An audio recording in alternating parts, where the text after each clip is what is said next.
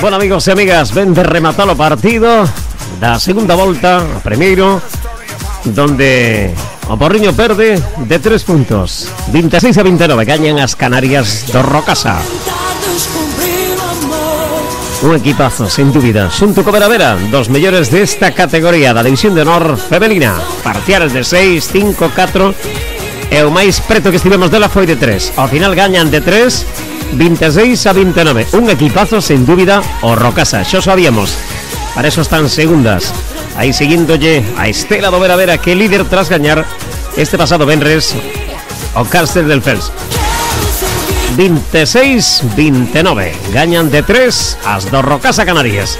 Aquí algúns dos momentos vividos esta tarde no Porriño. Hoxe a recaudación para Evelyn Motos, que estivo xunto coa súa familia na grada do pabellón de deportes de Porriño. Pois foi todo canto que aconteceu no pabellón de deportes de Porriño. Sotos del Fernández Limbremos, 3 por encima, gaña o 26-29 o Rocasa Canarias.